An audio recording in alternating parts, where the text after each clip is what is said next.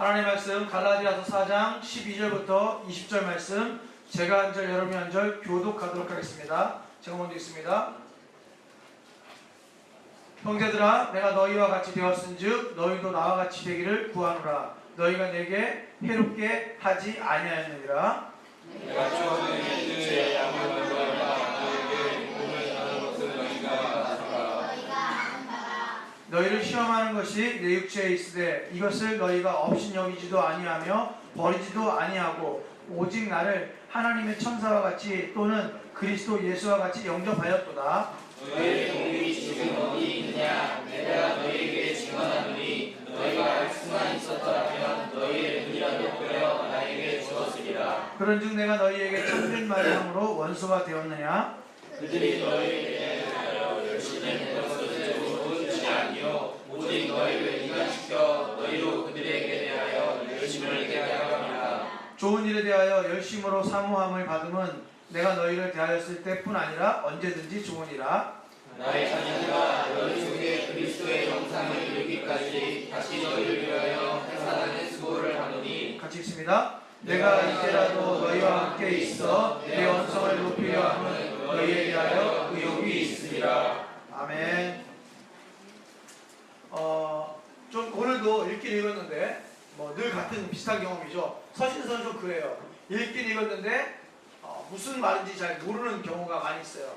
그 이유는 여러분이 한글을 잘 몰라서 그런 게 아니라 100여 년 전에 한국말을 잘 몰라서 그런 거예요. 100여 년 전에 한국말을 잘 몰라서 그런 거니까 오늘도 같이 한 구절 한 구절 보면서 다시 한번 이해하는 그런 시간이 됐으면 좋겠네요.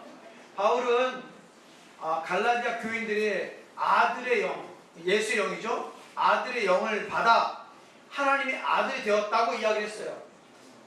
그렇기 때문에 예전에 초등학문으로 돌아가지 말고 그 예수의 영을 받았으니까 하나님의 아들이 되었으니까 자유롭게 살아라 이렇게 얘기합니다. 자유롭게 살아라 이렇게 얘기해요. 그런데도 불구하고 그 갈라디아 교인들이 계속해서 율법 아래 사로잡혀 가는 것을 바울이 보니까 답답하죠.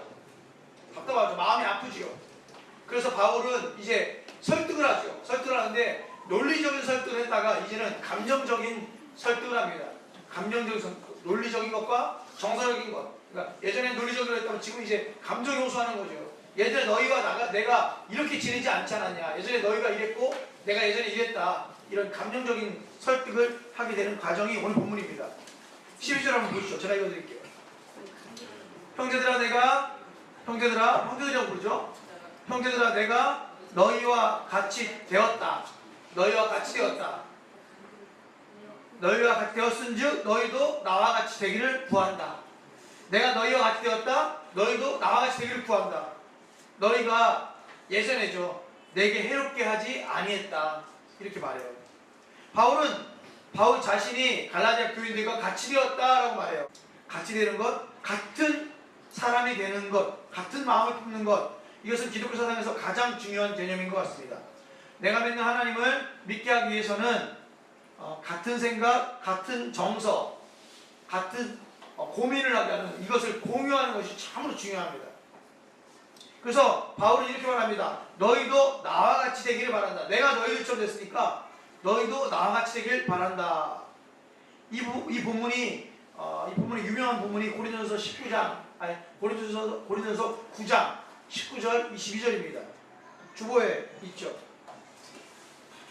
제가 한번 읽어볼까요? 좀 길지만 고린도서 9장 19절 22절 제가 읽어볼게요.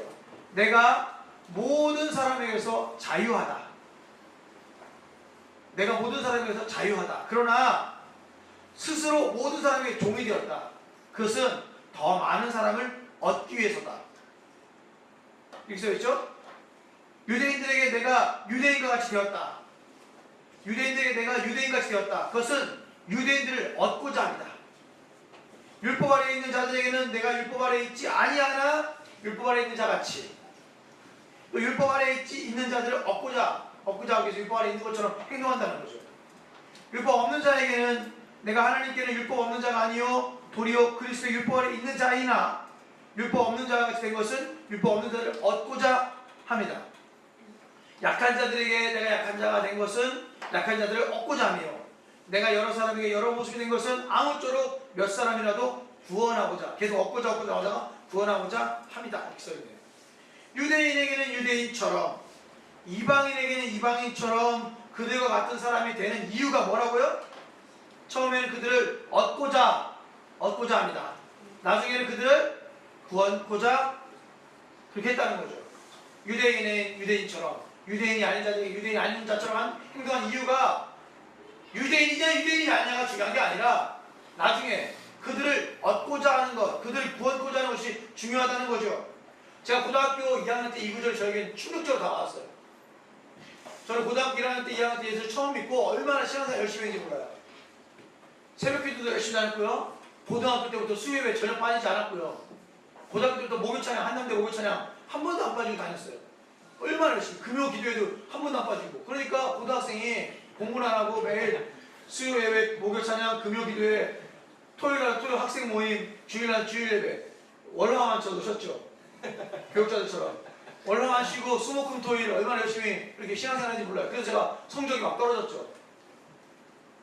지금 생각하면 좀 후회되지만 그때는 그렇게 살았어요. 그러다 이 구절이 저에게 딱 충격으로 다가왔어요. 아, 저들을 구원하려면 유대인에게 유대인처럼, 유대인이 아닌 자는 유대인이 아닌 것처럼 행동해야 되는구나. 충격으로 다가왔어요. 그들을 얻고자 하기 위해서. 그래서 제가 친구들과 함께 정말 싫어했던 당구장을 다녔어요. 당구장 싫어했어요. 왜냐하면 담배 냄새가 너무 나가지고. 담배 냄새가 나가 너무 싫어했는데 당구장 가서 당구는 안 쳤어요. 왜냐하면 저는 농구를 좋아하는 사람인데 당구 공이 작잖아요. 저는 큰 공을 좋아해요. 당구가 너무 작고 또 하나는 이 서 있는 게 너무 힘든 거예요. 알다가 치다가 이제 쿠션 치려고 하면 너무 힘들게 서 있어야 되니까, 오래 서 있으니까 치면 칠수록 이게 노가대를 하는 듯한 느낌이 들더라고요. 그래서 당구를 싫어했어요. 그러나 유대인들을 위해서 유대인이 되고 이방인들을 위해서 이방인이 되기 위해서 그 친구들을 얻기 위해서 그 친구들과 함께 당구장에 가서 겜돌이를 했어요. 겜돌이. 얼마나 열심히 겜돌이를 했는지 몰라요. 그래서 그 친구들 나중에 전부 다 저 때문에 교회 다녔어요. 감사하죠. 지금도 그 어렸을 때 저 때문에 교회 다녔던 친구들이 지금도 전 세계 각지에서 흩어져서 열심히 신앙생활을 나름대로 열심히 하고 있습니다. 목적이 달라요. 나의 유익을 위해서 유대인처럼 이방인처럼 되는 것이 아니라 그들을 얻기 위해서 유대인처럼 이방인처럼 되는 것이 바울의 마음이었다는 거죠. 바울은 그래서 그들과 같은 정서를 가지려고 노력했어요. 갈라디아 지역은 이방 지역이지 않습니까? 이방 지역에 가서 이방인들과 같은 정서를 가지고 노력했고 그들과 같이 되었습니다. 그것이 바울의 마음이었고요. 그러면서 고백하기를 내가 너희들처럼 됐으니까 너희도 나처럼 되기를 원한다. 그것이 바울의 고백이에요. 너희도 나처럼 되기를 원한다. 바울은 갈라디아인들을 처음 만났을 때 그들과 같은 입장으로 그들을 대해 주었습니다. 유대인이면서도 유대인들이 지켜야 할 부분들, 그것으로 그 율법으로 갈라디아인들을 올가매지 않았어요. 그런데 바울의 복음을 받은 갈라디아인들이 나중에 이 복음을 가볍게 여기고 경멸합니다. 이 복음을 가볍게 여겨요. 그래서 복음주의를 가볍게 여기고 무엇으로 돌아가죠? 유대인들이 주장했던 그들, 율법주의자들이 주장했던 율법주의로 돌아가고 있으니까 바울이 답답해요, 안 답답해요? 답답하죠. 그래서 여러 가지 이야기를 하죠. 그 중에 하나가 뭡니까? 너희는 아들의 영을 받았기 때문에, 예수 영을 받았기 때문에 너희는 자유로운 하나님의 자녀들이다, 하나님의 아들이다 라고 이야기를 한 거죠. 그런 다음에 얘기하는 겁니다. 형제들아, 내가 너희와 같이 되었다. 난 너희와 같이 되었다. 그러니까 너희도 나처럼 되기를 원한다. 나처럼 자유롭게 살기를 원한다는 거죠. 바울과 같이 율법에 대해서 자유롭기를. 그래서 아들의 영을 가진 하나님의 아들의 삶을 살기를 구하는 겁니다. 13절 4절. 13절 14절. 제가 읽을게요. 내가 처음에 육체의 약함으로 말미암아 너희에게 복음을 전하는 것을 너희가 아는 바라. 내가 처음 복음을 전할 때 육체의 약함으로 말미암아 너희에게 복음을 전했대요. 너희가 아는 바라. 너희를 시험하는 것이 내 육체에 있으되 이것을 너희가 업신여기지도 아니하며 버리지도 아니하며 오직 나를 하나님의 천사와 같이 또는 그리스도 예수와 같이 영접하였도다. 바울은 제1차 전도 여행 중에 갈라디아를 가게 됩니다. 처음 갈라디아를 가게 된 원인이 있었어요. 성경은 그 원인이 뭐라고 말합니까? 지금 오늘 성경이 뭐라고 많이 말하죠? 내가 처음 갈라디아를 가게 된 원인, 육체의 약함으로 말미암아. 육체의 약함으로 말미암아 그들에게 복음을 전했다는 거예요. 왜 그런지 정확하게 나와 있잖아요, 성경에는. 그러나 바울이 갈라디아를 처음에는 가려고 하지 않았던 것 같아요. 그런데 바울이 육체가 약했어요. 다른 것을 말하면 질병이 있었다는 거죠. 그 질병 때문에 바울이 할 수 없이 갈라디아를 가게 된 거예요. 그들이 알고 있어요. 갈라디아 교인들도 그 사실을 알고 있었습니다. 그것은 뭔지를 정확하게 잘 몰라요. 이제 성경학자들은 한 3가지 정도로 말합니다. 바울이 아팠던 것을 한 3가지 정도로 말해요. 첫 번째는 뭐냐면 바울이 버가 지역을 다니다가, 그러니까 이제 지중해 연안입니다. 지중해 연안을 다니다가 병에 걸린 겁니다. 어떤 병에 걸리냐면 풍토병인데 말라리아 병에 걸려요. 말라리아 풍토병. 말라리아 풍토병에 걸리니까 열병이죠. 열이 막 나고 증세가 약간 간질 증세랑 비슷한 그런 증세를 호소했던 것 같아요. 뭔지 정확하게 잘 모릅니다. 유추하는 거예요. 말라리아가 걸려서 지중해 연안에서 더 이상 전진할 수 없어서 갈라디아 지역으로 갔다, 이렇게 이해를 합니다. 두 번째 질병으로 생각하는 것은 간질이었어요. 간질이었어요. 그러니까 몸이 안 좋았던 거죠. 뇌에 어떤 신경적인 문제가 있어서 바울이 힘들었던 거예요. 그래서 바울이 힘들었던 것은, 그래서 그때 당시 유대인들 생각할 때 이런 어떤 질병이 왔을 때는 사람이 어떤 표현을 하자면 귀신의 장난에 의해서 질병이 있을 거라고 그렇게 무식한 생각을 했었어요. 그래서 유대인들 입장에서 볼 때 바울이 말라리아 아니면 간질이었을 것 같은 그런 생각이 들었을 때는 바울을 볼 때는 일종의 다른 말로 하면 질병에 걸린 사람이다. 다른 표현으로 말하면 귀신의 장난에 놀아나는 사람이다. 이렇게 이해를 했던 거예요. 그래서 바울이 말하는 이야기를 듣는 게 아니라 바울의 질병을 바라보게 됩니다. 세 번째 질병으로 생각했던 것은 뭐였냐면 안질이었다는 거예요. 안질. 눈병이죠. 눈병이 심했다라고 이야기합니다. 바울이 눈병에 걸렸다는 것은 대부분의 많은 사람들이 알고 있었어요. 바울이 눈이 되게 안 좋았거든요. 그래서 나중에는 성경에 보니까 바울이 글자를 쓸 때 큰 글자로 쓰면 이렇게 써 있어요. 바울이 눈이 잘 안 보이니까 큰 글자로 썼다 표현을 이렇게 합니다. 그리고 나중에 이 9절 15절에 보면 나중에 뭐냐면 너희가 할 수 있으면 눈이라도 빼서 나를 주려고 했다, 이런 표현이 있어요. 그래서 갈라디아 교인들은 바울이 눈이 안 좋았던 걸 알았기 때문에 할 수 있으면 눈이라도 빼서 바울을 주려고 했던 마음이 있었다, 이렇게 표현합니다. 그게 오늘 무엇인지 잘 모르지만 그게 뭔지, 말라리아였는지 간질이었는지 안질이었는지 잘 몰라요. 눈병이었는지 잘 모르지만 바울은 분명히 병이 있었어요. 그것도 이 병이 어느 병이었냐면 큰 병이었습니다. 큰 병이었기 때문에 갈라디아인들이 바울을 봤을 때 시험에 들을 정도의 질병이었다는 거예요. 시험에 들을 정도의 질병.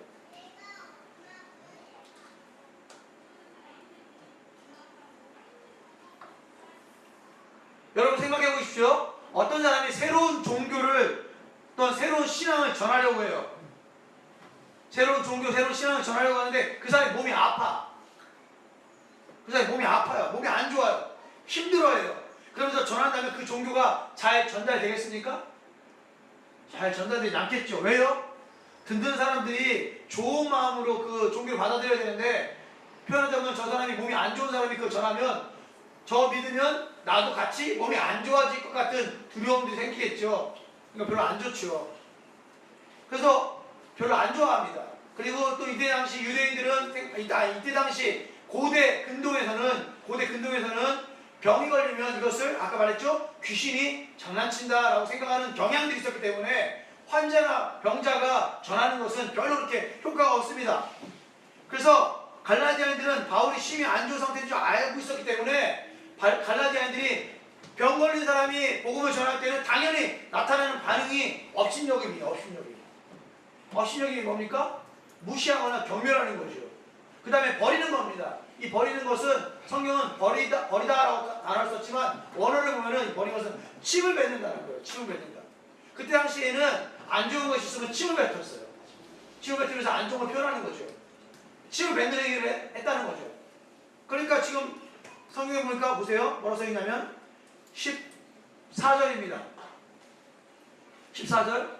너희를 시험하는 것이 내 육체에 있었다. 너희를 시험하는 시험거리가 있었다는 거예요. 그게 뭘까요? 시험거리가? 바울의 질병입니다. 그 질병이 있었어요. 근데 그것이 내 육체에 있었어요. 바울의 질병이 내 육체에 있었어요. 이것을 너희가 업신여겨야 당연합니다. 원래는 무시하거나 경멸해야 당연해요. 근데 업신여기지도 아니하고, 그 다음에 뭐요? 버리지도 아니하고, 침을 뱉지도 아니했다는 거예요. 오직 그렇게 아니하고 어떻게 했냐면, 오직 나를 하나님의 천사와 같이 대접했다는 겁니다. 누구처럼요? 천사처럼. 질병에 의해서 사람들이 볼 때 저 사람은 정말 환자다라고 무시하고 경멸해야지 맞는데, 무시하고 경멸하지 않고 누구처럼 됐다고요? 하나님이 보내신 천사처럼 바울을 대했다는 거예요. 누가요? 갈라디아 갈라디아인들이 이방인들이었어요. 그들이 하나님의 천사처럼 바울이 대했다는 겁니다. 뿐만 아니라 하나님 천사처럼 대한 것이 아니라 뿐만 아니라 누구처럼? 그리스도 예수와 같이 영접하였다. 하나님의 천사처럼 대접하고 그리스도 예수님처럼 영접했다는 겁니다. 이것이 14절이에요. 사랑하는 성도 여러분, 생각해 보십시오. 천사를 영접하는 것, 예수님을 영접하는 것, 이 천사를 영접하고 예수님 영접하는 것 도대체 어떻게 영접한다는 거예요? 엄청나죠. 천사들 영접하고 예수님 영접하는 건 엄청나죠.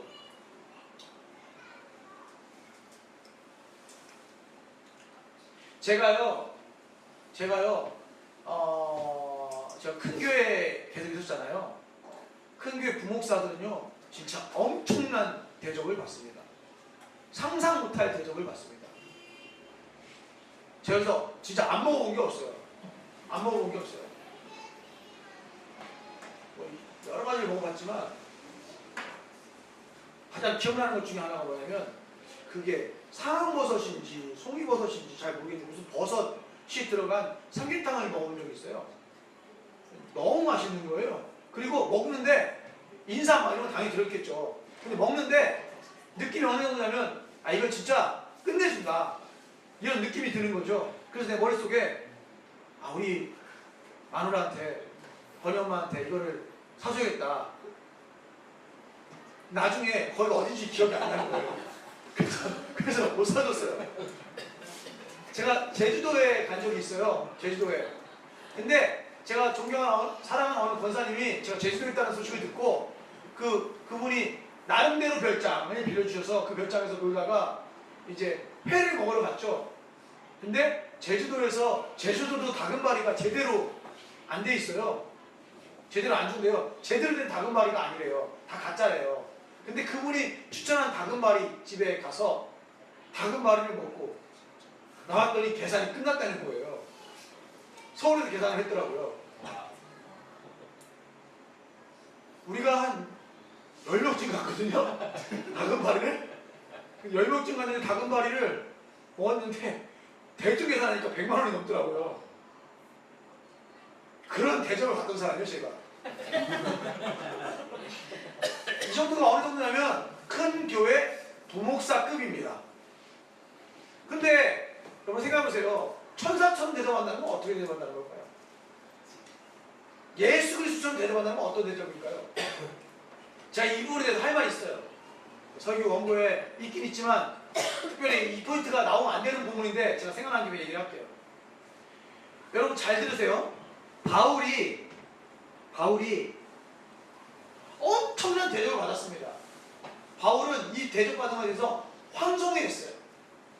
되게 황송해했어요. 그리고 바울은 생각할 때 자신은 이런 대접을 받아야 되는 사람이라고 생각하지 않습니다. 바울은 감사했어요. 무엇이 감사했냐면 나를 경멸하지 않은 것에 감사했어요. 나를 무시하지 않고 나에게 침 뱉지 않았다는 것 그 자체만으로도 감사했어요. 바울은 복음을 전하는 사람이기 때문에 지금 자기가 무슨 대접받는 것에 대해서 원하는 것이 아닙니다. 그런데 바울은 엄청난 대접을 받았어요.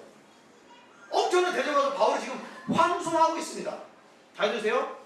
바울이 자신을 천사라고 했나요? 그 바울이 자신을 예수님이라고 했나요? 아니죠. 갈라디아 교인들이 바울을 천사처럼 예수님처럼 대접한 것입니다. 이 중요해요. 되게 중요합니다. 그런데 요즘은요, 목회자들이 자신을 향해서 이런 표현을 하니까 문제가 심각한 거예요. 뭐라고 말하죠? 이렇게 말하죠. 하나님의 종이라는 단어를 써요. 여러분, 하나님의 종이라고 하면 우리 장로님들이 기도하실 때나 집사님들이 기도하실 때 이러잖아요. 우리 하나님의 종님께서 그렇게 하지 않지만 우리 하나님의 종이신 목사님께서 뭐 이렇게 얘기하잖아요. 정확한 국어학적으로 정확하게 이렇게 하잖아요.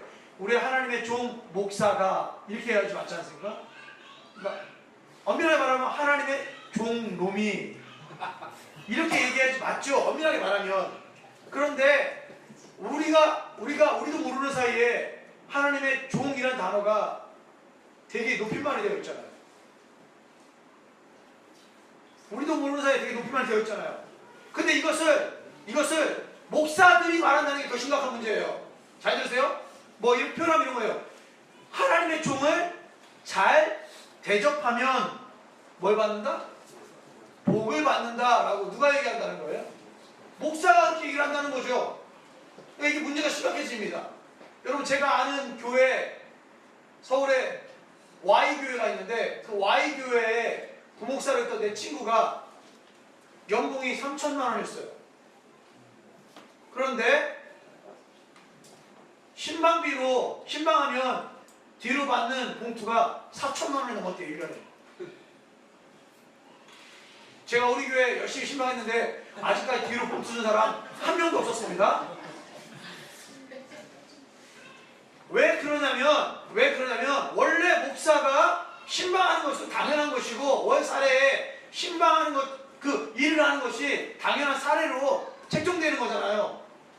그렇죠? 그런데 이상하게 한국교회는 이상하게 목사는 자기 스스로 종으로, 하나님의 종으로 자기를 대접하길 바라고요.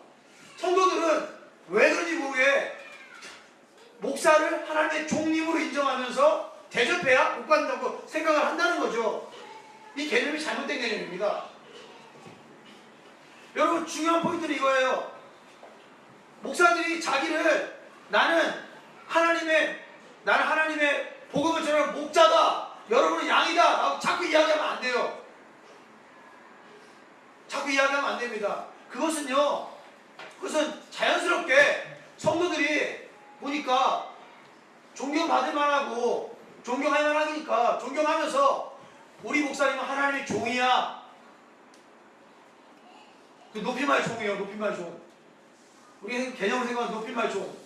하나님 종놈이야가 아니라, 여러분은 정말 사역자로서 내가 존경할 만한 분이야, 자원하는 기쁨으로 존경할 만한 사람이야, 이런 뜻으로 하나님의 종이야.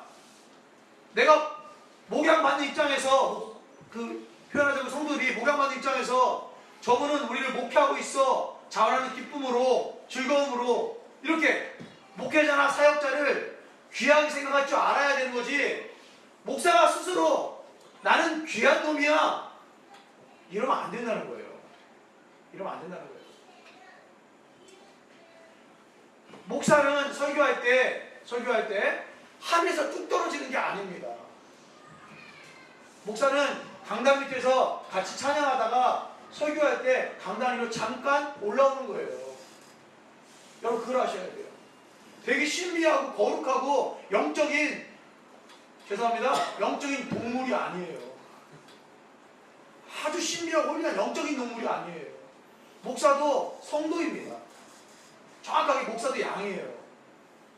그러나 여러분 스스로가 생각할 때 존경할 만하다, 존경하는 건 문제가 없죠. 대접할 만하다, 대접하는 건 문제가 없죠. 그러나 반대로 목사가 대접받아야 된다고 생각하는 것은 잘못된 겁니다.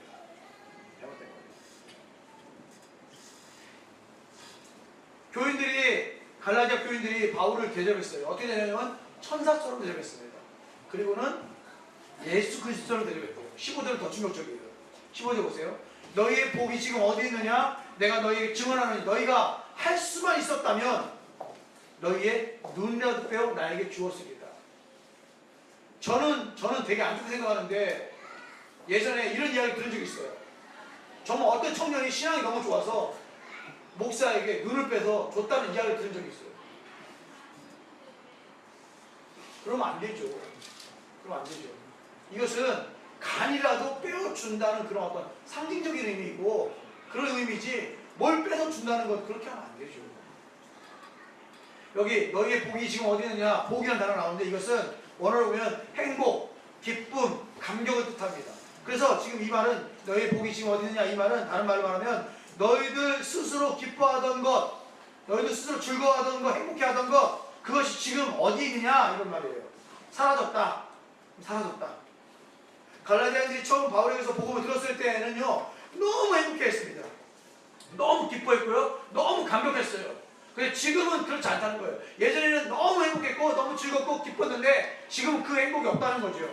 그때 그러니까 처음 복음 받았을 때는 어느 정도로 기뻐했냐면 너희가 할 수만 있으면 너희 눈이라도 빼어 나에게 줄 만큼 너희가 기뻐했다는 거죠. 너무나 기쁘고 감격해서 그냥 너무 기뻐서 할 수만 있으면 너에게 복음을 이 받은 복음 받았을 때 너무나 기뻐서 할 수만 있으면 눈이라도 빼어서 복음을 전했던 그 전도자에게 주려는 그런 마음이 있었다는 거죠. 말이 눈이지 눈이 얼마나 중요합니까? 그 중요한 눈이라도 빼어서 줄 정도라면 이 복음의 기쁨이 얼마나 컸다는 거예요. 감격적이었다는 거죠. 복음의 기쁨이 너무나 컸다는 거죠. 그런데 지금은 그 복음의 기쁨, 그 복이 다 사라졌다. 그 복이 없어졌다는 것입니다. 지금 그 복이 없었다는 것. 다른 말로 하면 어디서 사라졌는지 잘 모르겠다. 이렇게 15절에 이야기하고 있죠. 16절 18절입니다. 좀 길지만 같이 한번 읽어볼까요? 16절 18절 시작. 그런즉 내가 너희에게 참된 말을 함으로 원수가 되었느냐? 그들이 너희에게 대하여 열심히 내는 것이 젖은 좋은 뜻이 아니요 오직 너희를 이간시켜 너희로 그들에게 대하여 열심을 내게 하려 함이라. 좋은 일에 대하여 열심으로 사모함을 받음은 내가 너희를 대하였을 때뿐 아니라 언제든지 좋으니라. 16절 18절 읽긴 읽어도 두 번 읽어도 세 번 읽어도 무슨 말인지 잘 모르겠어요. 보세요. 그런즉 내가 너희에게 참된 말 함으로 원수가 되었느냐. 참된 말을 한다. 참된 말 한다. 이것은 친한 친구끼리 솔직하게 말하는 걸 말해요. 솔직하게 말한다. 내가 솔직하게 말한다. 솔직하게 말했는데 어떻게 원수가 될 수 있느냐? 원수가 되면 안 된다는 거죠. 원수가 될 수 있겠느냐? 바울은 진리를 말하고 솔직했습니다. 그러나 지금 원수처럼 되었어요. 처음에는 바울을 누구처럼 대했다 그랬죠? 천사처럼 예수 그리스도처럼 대했고 심지어는 눈이라도 빼어주려고 했던 그들이 그 갈라디아 교인들이 누군가 살짝 들어왔죠. 누가 들어왔죠? 율법주의자들이 살짝 들어와서는 그들 속입니다. 살짝 속여요. 살짝 들어서 살짝 복음을 비틀어서 앞에 성경 보니까 거짓 복음, 다른 복음을 전합니다. 그게 뭐죠? 복음 플러스 뭐? 행위, 복음 플러스 율법, 복음 플러스 할례 이런 것을 살짝 전하니까 그들이 탁 틀어져서 힘들어져서 바울이 전했던 복음 플러스 무엇이 필요하다고 생각하니까 바울과 원수처럼 대하는 거예요. 원수처럼. 바울이 잘못 전했다. 그들이 말합니다. 바울은 잘못 전했다. 바울은 거짓 선지자다. 이렇게 얘기하는 거죠. 바울은 거짓 사도다. 이렇게 이야기를 하게 되는 겁니다. 율법주의자들이. 17절 보세요. 그들이 나와요. 17절 그들이 누구죠? 율법주의자들, 할례주의자들입니다. 그들이 너희가 누구예요? 갈라디아 교인들. 그들이 갈라디아 교인들에게 열심을 냅니다. 아주 열심을 내요. 열심히 한다는 거예요. 열심히 뭘 한다는 거예요? 사역, 목회를 한다는 거죠. 열심히 사역을 해요. 그 이유가 있어. 그들은 거짓 선지자들이야. 그들은 율법주의자들이에요. 그들이 열심히 내는 이유가 있어요. 그들이 갈라디아인들에게 열심을 내서 그들 나름대로 사역을 하고 있는 이유가 있다는 거죠. 그 이유가 뭐냐? 그것은 좋은 뜻이 아니야. 좋은 뜻이 아니요. 좋은 뜻이 아닙니다. 이유가 있어요. 오직 너희를 이간시켜. 너희를 이간질을 한다는 거예요. 이간질을 한다는 거예요. 너희를 이간질해서 너희가 누구예요? 갈라디아 교인들이죠. 갈라디아 교인들 너희로 그들이 누굴까요? 율법주의자들입니다. 너희로 율법주의자들에게 열심을 내게 하려 합니다. 율법주의자들이 열심히 사역을 했다는 거예요. 아주 열심히 사역을 했다는 거예요. 아주 열심히 사역을 했는데 갈라디아에서 열심히 사역을 했다는 거예요. 이유가 있다는 거예요. 이유는 뭐냐? 좋은 뜻이 아니야. 변질되어 있어요. 그게 뭐냐? 갈라디아 교인과 바울을 이간질시킵니다. 이간질시켜서 누구에게 충성하게 하려고? 누구에게 열심하게 하려고? 율법주의자들에게 충성하고 율법주의자들에게 열심을 내게 하려고. 요즘 이단들이 다 그렇죠. 이단들만 그러면 감사한데 대신 교회 내에서도 그러니까 문제가 심각합니다. 이간질이 목적이고 또 결국 나중에는 자기에게 충성하게 하려고, 그것이 목적이 되는 거죠. 바울은 그렇게 하지 않았죠. 바울은 내가 너희에게 참된 말을 했다. 어떻게? 친구처럼 솔직하게 이야기했다는 거예요. 복음에 대해서 친구처럼 솔직하게 이야기했다. 근데 그들은 너희에게 열심을 냈다. 그 이유가 있다. 좋은 뜻이 아닌데 그 이유는 무엇이냐? 그 이유는 바로 열심을 내서 자기들, 율법주의자들에게 충성하고 율법주의자들에게 더 열심을 내게 하려고 그런 것이다. 본문이 뭐라고 써있어요? 제가 읽어드릴게요. 다시 한번 읽어볼게요. 17절. 그들이 율법주의자들이 너희에게 갈라디아인들에게 대하여 열심을 내는 것은 좋은 뜻이 아니요 오직 너희를 이간시켜 너희로 율법주의자들에게 대하여 열심을 내게 하려 합니다. 율법주의자들에게 열심을 대하게 하려 하는 것이다. 이렇게 써있네요. 18절. 좋은 일에 대하여 열심으로 사모함을 받음은 내가 너희를 대하였을 때뿐 아니라 언제든지 좋으니라. 무슨 말인지 모르겠어요. 그렇죠? 이 말은 이런 뜻이에요. 좋은 일에 대하여 열심을 내는 것은 언제든 좋다. 좋은 일에 대해서 열심히 내는 건 좋은 일이에요? 나쁜 일이에요? 좋은 일이죠. 좋은 일에 열심히 내는 건 좋은 일이죠. 그러나 좋은 일이 아닌 일에 대하여 열심을 내는 것은 위험하다는 거예요. 열심을 내는 것은, 좋은 일은 열심을 내고 좋은 일이 아닌 것은 열심을 내면 안 된다. 이렇게 얘기하는 거예요. 그러면서 좋은 일에 대해서 열심을 내라. 다른 말로 선한 복음, 진리 복음에 열심히 하지만 거짓 복음과 다른 복음에 대해서는 열심을 내서는 안 된다. 진짜 무서운 사람이 누군지 아세요? 진짜 무서운 사람. 맨날 들어봤죠? 무식한데 용감한 사람. 아무것도 모르는데 용감한 사람들이 진짜 무서운 사람이라고 얘기하잖아요. 진짜 무서운 사람은요, 잘 모르는데요, 무식하게 믿음이 좋은 사람이에요. 진짜 무서운 사람들이에요. 제가요, 다음 주에 본문이에요. 저기 보면은 이제 여자분이 하나님이라고 하시는 분이 계세요. 녹음되니까 여자분이 하나님이라고 하시는 그런 교단이 있어요. 우리 집도 왔어. 그리고 어머니 하나님이라고. 네, 그렇죠. 여자분이 하나님이라고 하시는 그 교회가 있어요. 그 본문이 뭐냐면 그분들이 말하는 그 본문이 갈라디아서 4장 26절이에요. 한 절인데 이 한 절 때문에 그렇대요. 같이 한번 읽어볼까요? 시작. 오직 위에 있는 예루살렘은 자유자니 곧 우리 어머니라. 이 구절이 참 왜 어떻게 해서 하나님이 되는지 다음 주에 한번 기대해 주세요. 다음 주에 이 구절이 정말 하나님인지 말도 안 되는 구절 가지고 이야기하는데, 근데 그분들이 얼마나 용감한지 몰라요. 제가 저에게 와서 이야기를 하시길래 제가 지금 그 말씀하시는 것은 제가 이렇게 얘기했어요. 한글 성경에는 그렇게 쓰여 있는데 그것이 그런 뜻인지 한번 원어 성경을 볼까요? 그렇게 얘기했어요. 그분이 이렇게 한번 스캔을 하더라고요. 그러니까 성경 집에 책이 많잖아요. 이렇게 스캔을 쭉 하더라고요. 그러더니 무식하게 이렇게 얘기하는 거예요. 목사님이신가 보죠? 예, 그렇습니다. 그러니까 목사님들이 그래서 신앙이 없는 거예요. 가시면 하신 말이, 보세요, 한글 성경에 이렇게 적혀 있잖아요. 1.1핵도 오류가 없는 한글 성경에 분명히 이렇게 되어 있는데 어디서 이상한 소리 하시냐고. 내가 그러시냐고.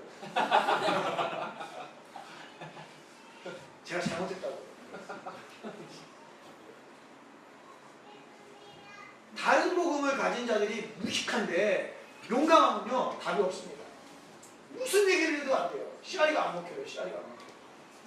몇 시간을 얘기해도 씨알이가 안 먹혀요. 왜냐? 그들은 마치 말이 앞을 달릴 때 사방을 보지 않고 요 앞만 보듯이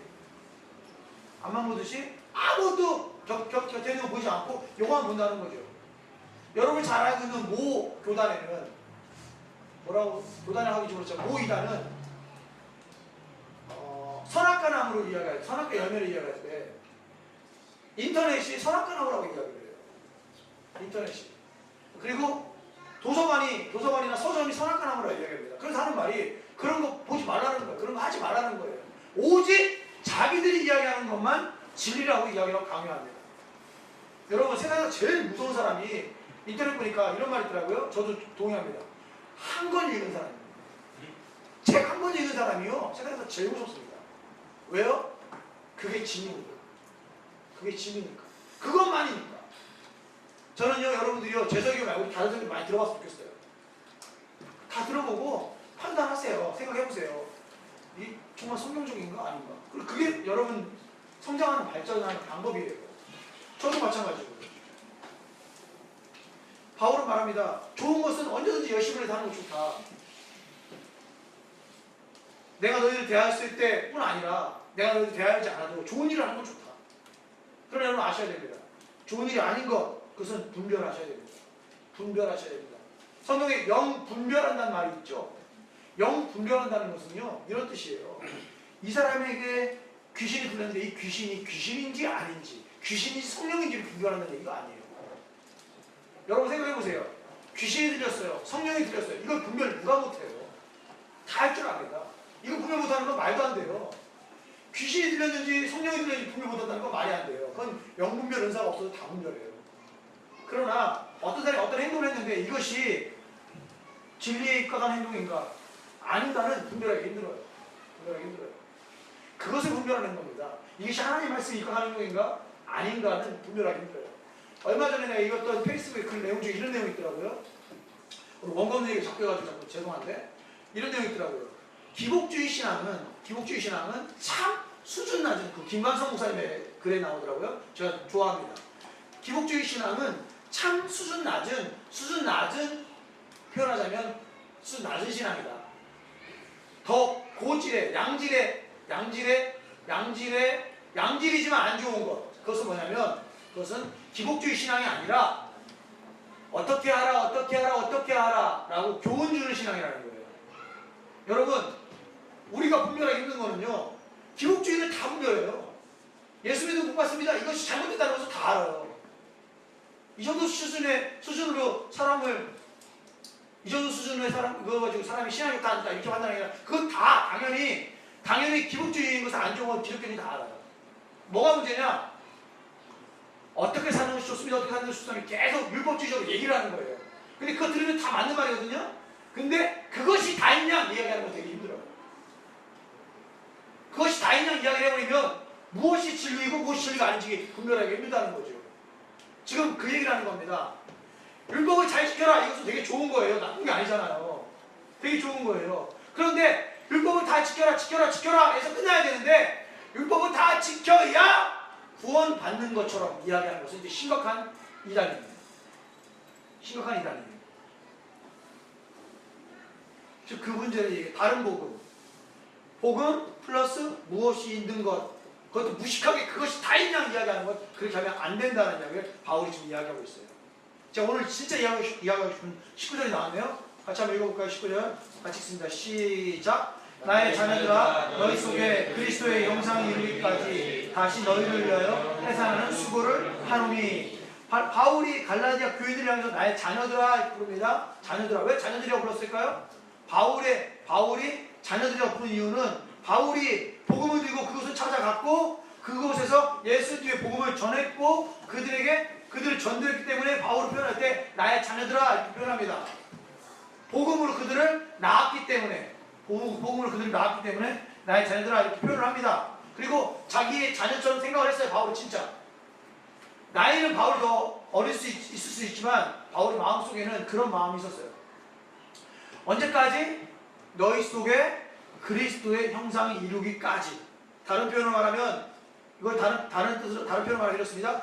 그리스도가 너희 안에 형성될 때까지. 너희 안에 씨앗이 뿌려졌는데 그 씨앗인 그리스도가 점점 자라서 그리스도가 될 때까지라는 뜻이에요. 되게 멋지지 않아요? 복음이 딱 던져진 것은 그리스도라는 씨앗이 뿌려진 거랑 같거든요. 그 씨앗이 뿌려져서 우리 안에서 점점 자라서 그리스도가 될 때까지. 너희가 예수의 모습으로 변할 때까지. 그리스도의 너희 속에 다른 표현으로 성육신할 때까지. 대단하죠. 언제까지요? 너희 속에 그리스도의 형상이 이루기까지예요. 이루기까지. 그때까지 무엇을 한다? 다시. 성경에 보니까 다시. 되게 중요한 단어. 저는 이런 거 동그라미 쳐놔요. 다시. 다시는 뭡니까? 그 전에 한번 했다는 거죠. 언제 했을까요? 나중에 한번 찾아보세요. 고린도후서 11장에 보면은 바울이 어떤 고통 속에서 복음을 전했는지가 고린도후서 11장에 나와 있어요. 나중에 한번 읽어보세요. 다시 합니다. 무엇을? 해산하는 수고를 한다는 거예요. 언제까지? 너희 속에 그리스도의 형상이 이루기까지. 바울은 남자예요, 여자예요? 남자죠. 남자가 해산하는 수고를 알까요? 모르죠. 당연히 모르죠. 얼마나 해산하는 수고를 알겠어요. 그럼 해산하는 수고는 무슨 뜻이에요? 해산하는 수고는 어떤 뜻일까요? 이런 거 아니겠어요? 인간이 겪을 수 있는 고통 중에서 가장 큰 고통이잖아요. 해산하는 수고. 인간이 겪을 수 있는 고통 중에서 가장 큰 고통을 겪는다는 거죠. 겪어도 된다는 거예요. 그리고 내가 자원하는 마음으로 그걸 하겠다는 거죠. 그게 뭡니까? 여러분 생각해보세요. 바울이 먼저 갈라디아 교회를 가서 방문했어요. 복음을 전했어요.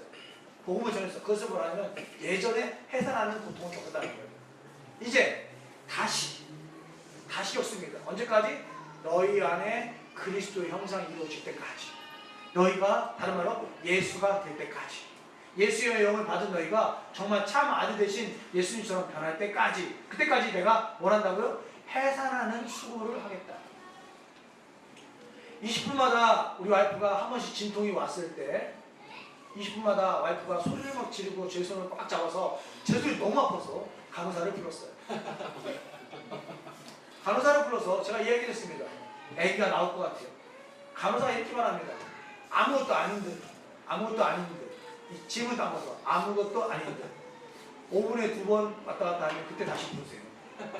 20분에 한 번 왔다 갔다 하니까 그것은 아무것도 아닌 거예요. 그 정도 고통은 아무것도 아닌 거예요. 해산하는 수고는 5분에 2번 정도 이게 왔다 갔다 해야 이제 완전히 상태가 안 좋아지는, 그래서 결국 애가 나오는 그런 상태가 된다는 거죠. 그런 와중에 우리 박건희 저기 앉아있지만 박건희가 이렇게 팔과 머리가 같이 나왔어요. 여기 낀 거 여기에 골반이 땀났나요? 그래서 웃었구나. 머리가 잘 빠져야 애가 나올 텐데 팔이 같이 낀 거죠. 마치 슈퍼맨처럼. 얼마나 힘들었겠어요. 저는 지금 생각하면 아찔합니다. 한 85kg 정도 나가는 간호사가 와이프 배 위에 올라가서 위에서 누르더라고요. 해산하는 수고는 그렇습니다. 해산하는 수고는 아들이 나왔는데 머리가 삼각형 곡가모자처럼 됐어요. 압축기를 얼마나 당겼으면 삼각형 곡가모자처럼 됐더라고요. 얼마나 힘든지 몰라요. 그 수고를 언제까지 한다고요? 그 수고를 너희 안에 그리스도가 자라서, 너희 안에 그리스도의 씨앗이 뿌려졌는데 그 그리스도의 씨앗이 자라서 예수님처럼 변할 때까지, 다른 말로 하면 너희가 예수님이 될 때까지, 너희가 예수님 될 때까지 나는 그 해산하는 수고를 계속해서 하겠다라는 거예요. 이게 바울의 마음입니다. 저도 이런 마음 가져보려고 기도 한번 해봤어요. 하나님, 제가 우리 교인들이 예수가 될 때까지, 예수님의 형상이 이룰 때까지 제가 해산하는 수고를 심한 것 같고 그렇게 기도가 안 돼요. 그렇게 기도가 안 됩니다. 어떻게 그 고통을 겪으면서까지 그 갈라디아 교인을 생각할 수 있습니까? 지금 갈라디아 교인들은 어떤데요? 어떻습니까? 처음에는 무엇처럼 되었다고 그랬죠? 천사처럼, 그 다음에 예수님처럼, 나중에는 눈이라도 빼주려고 했는데 율법주의자들이 싹 들어와서는 살짝 곡을 바꾸니까 이제는 바울을 볼 때 원수처럼 되었다는 거예요. 원수처럼 되었던 그들을 향해서 너희 안에 그리스도의 형상이 이룰 때까지 나는 마치 죽음의 고통인 해산하는 수고를 날마다 하겠다, 이런 뜻인 거예요. 데살로니가 전서 2장 7절, 2장 11절에 2장 7절에는 내가 너희 유모가 되었다. 2장 11절에 난 너희 아비와 같다. 오늘 본문은 나는 너희의 어미와 같다. 이런 거죠. 바울이 이런 고민을 이야기합니다. 중요한 건 뭡니까? 중요한 건 뭐죠? 너희 안에 누구의 형상? 그리스도의 형상 이루기까지. 중요한 건 바울이 너희 안에 바울과 같은 형상 이루기까지라고 이야기하지 않는다는 거예요. 너희 안에 바울과 같은 형상 이루기까지라고 하지 않는다는 거죠. 사역자를 본받는 게 아니잖아요. 진짜 중요한 건 뭡니까? 사역자가 전하는 그분 예수 그리스도를 본받는 것이 중요한 거죠. 칼빈은 뭐라고 말했습니까? 같이 한번 읽어보죠. 여러분 주보에 있어요. 칼빈 같이 쓰면 시작. 목회자들이 선한 일을 하고 싶다면 청중의 마음속에 목회자인 그들 자신이 아니라 그리스도의 형상이 이루어지도록 힘을 써야 한다. 칼빈이 말했죠. 뭐라고요? 목회자가 그들에게 목회자가 드러나는 것이 아니라 그들에게 그리스도의 형상이 이루어지도록 그렇게 해야지 그 목회자가 참된 목회자라는 거죠. 여러분 두 가지 문제가 있습니다. 잘 들으세요. 예수를 봐라라고 손가락질하면서 예수를 가르쳤는데 손가락을 보는 것도 문제가 있어요. 근데 목사가 예수를 봐라 그런 것도 문제가 있는 거예요. 예수를 봐라 그런 것도 문제가 있는 겁니다. 손가락 끝에 봤더니 자기가 딱 서 있어. 문제가 있는 거죠. 여러분 잘 들으세요. 분명히 표가 나는 이단은 그냥 이단입니다. 근데 표가 나지 않는 이단들이 있어요. 예를 들면 이런 거. 분명히 예수를 전한다고 말은 열심히 하는데 결국 예수의 자리에 자기가 앉아있어요. 그럼 이단이죠. 그럼 이단이죠. 간단하죠? 그럼 이단이죠. 더 심하게 얘기하면 더 심해질 것 같으니까 여기 적고. 그래서 갈라디아서는 계속해서 말하는 게 2장 20절이에요. 뭐라고 말하니까? 내가 그리스도와 함께 십자가에 못 박혔나니 그런즉 이제는 내가 사는 것이 아니요 오직 내 안에 그리스도께서 사시는 것이다. 이제 내가 육체 가운데 사는 것은 나를 사랑하사 나를 위하여 자기 자신을 버리신 하나님의 아들을 믿는 믿음 안에서 사는 것이다. 예전에 나는 십자가에 죽었다. 이제 내가 사는 것은 예수 안에서 사는 것이다. 내 안에서 예수가 사는 것이다. 이것이 갈라디아서 2장 20절 고백 아니겠습니까? 로마서 8장 29절 여러분 주보에 있어요. 한번 보세요. 로마서 8장 29절 같이 읽어볼까요? 주보에 있는 거 하나님이 시작. 하나님이 미리 아신 자들을 또한 그 아들의 형상을 본받게 하기 위하여 미리 정하셨으니 이는 그로 많은 형제 중에서 맏아들이 되게 하려 하심이라. 아들의 형상을 본받게 하려고 우리를 택하셨다는 거죠. 우리를 부르셨다는 거죠. 우리를 정했다는 거죠. 아들이 예수가 무슨 아들이 되게 하려고요? 맏아들이 되게 하려고. 그러면 예수 믿지 않는 예수 믿는 우리는 뭡니까? 둘째 아들이죠. 둘째 아들. 예수님을 뭐라고 부를 수 있어요? 형이라고 부를 수 있는 둘째 아들이 된다는 거예요. 맏아들과 비슷한 형상, 맏아들과 같은 형상으로 만들려고 우리를 지명하여 부르셨다. 이게 성경의 메시지거든요. 네가 예전에는 너였지만 이제는 죽고 이제는 너희 안에서 예수만이 살 수 있다. 예수만 살 수 있다. 그것을 위해서 바울은 날마다 무슨 수고? 해산하는 수고를 한다. 이것이 바울의 마음이 목회자의 심정이 되어야 되고 사역자의 마음이 되어야겠죠. 뿐만 아니라 여러분들이 전도한 사람들에 향한 여러분들의 마음이 되어야 됩니다. 전도할 때 그것을 해산하는 수고라고 하죠. 힘들고 어려울 때 표현하자면 내가 너처럼 되고 너가 나처럼 되어서 내가 너와 같이 되어서 내가 너를 전도했는데 처음에는 그것이 너무 힘들었다. 그런데 점점 가면 갈수록 더 힘들구나. 그러니까 날마다 나는 너를 향해서 해산하는 수고를 한다. 전도자를 향한 마음. 그래서 우리는 옛날에 그 교회 다니면 그런 얘기 하잖아요. 태신자라고 하죠. 태신자. 전도할 사람을 마음에 품고 엄마들은 우리를 배에 품고 우리를 낳지만 우리는 전도 대상자를 가슴에 품고 가슴으로 낳는 사람들이라고 하지 않습니까? 가슴으로 낳는 사람들. 그러니까 여러분도 똑같이 해산하는 수고를 같이 해야 한다는 거죠. 그게 바울의 마음이었고 저의 마음이고 여러분의 마음이 돼야 됩니다. 갈라디아 4장 20절 마지막 절이네요. 같이 한번 읽어볼까요? 20절 시작. 내가 이제라도 너희와 함께 있어 내 언성을 높이려 하면 너희에 대하여 의욕이 있다. 의욕이 있다는 거예요. 무슨 의욕? 너희가 변질될 것 같은 의욕이 있다는 거예요. 그러니까 언성이 높아져요. 내가 지금은 너희와 함께 있고 싶다. 내가 지금이라도 너희와 함께 있고 싶다. 언성이 높아진다는 거죠. 심하게 언성이 높아지는 거죠. 저번 주에 우리 진혁군이 저한테 목사님 설교하면서 소리 지르지 마세요. 내가 생각할 때 일부러 중요한 포인트라 생각하면 소리가 질러지는 거죠. 마찬가지예요. 바울도 마찬가지예요.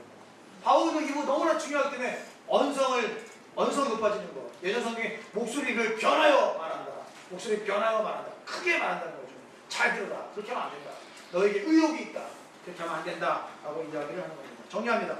첫 번째, 우리들도 바울처럼 갈라디아인들과 하나가 되어야 합니다. 그것이 사랑을 얻는 방법이라는 사실을 기억하십시오. 두 번째, 우리도 갈라디아 교인들처럼 사역자를 귀하게 여겨야 됩니다. 귀하게 여기는 나쁜 건 아니잖아요. 귀하게 여겨야 됩니다. 성경에도 너에게 그리스도의 말씀을 전하는 자와 좋은 것을 함께하라. 이런 표현이 있듯이 여러분이 귀하게 여기셔야 됩니다. 그래서 성도의 도리이죠. 세 번째, 우리들도 바울처럼 참된 말을 해야 됩니다. 솔직하게 친구에게 나한테 솔직하게 이야기해요. 자기 유익을 위해서 거짓 복음이나 다른 복음을 말해서는 안 됩니다. 참된 복음, 진리적인 복음은 진리의 복음을 이야기를 해야죠.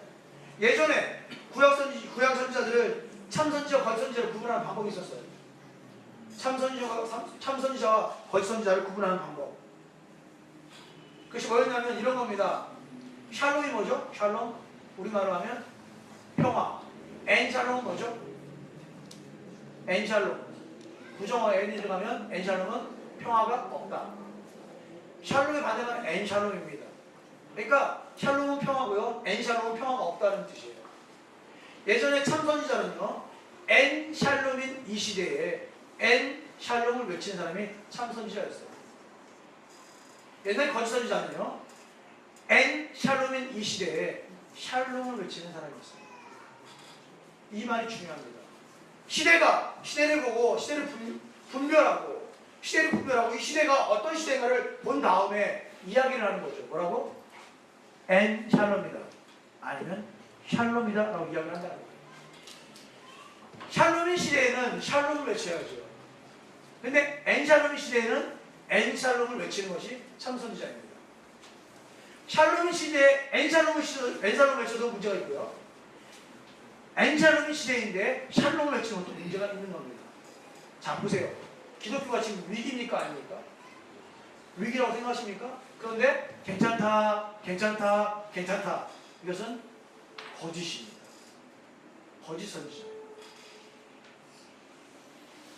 고통이 만연하고 힘들고 어려운 이 시대에 힘들다라고 외쳐야 됩니다. 엔샬롬이다라고 외쳐야 되죠. 그것이 어떻게 보면 참선지자죠. 구약성경에 나와 있는 모든 선지자들, 한 번도 예외 없이 모든 선지자는 대부분 엔샬롬을 외쳤습니다. 평안하다를 외쳤던 수도 없이 많은 거짓 선지자들이 있습니다. 지금 이 시대도 어떻게 보면 거의 마찬가지예요. 사랑하는 성도 여러분, 성경을 열심히 보세요. 그리고 이 시대를 분별하시고 이 시대에서 여러분이 원하는 것 정확하게 외치고 이야기할 줄 아는 그런 성도들이 됐으면 좋겠어요. 마지막으로 우리들도 바울처럼 해산하는 수고를 해야 합니다. 한 영혼을 바라보면서 그들에게 예수를 전하고 그 영혼에 내면에 예수가 잉태되게 하고 그 잉태된 예수가 자라서 예수와 같은 영혼이 될 때까지, 그 영혼이 예수와 같은 영혼이 될 때까지 해산하는 수고를 하시는 여러분 되시기를 예수님 이름으로 소원합니다. 기도하겠습니다.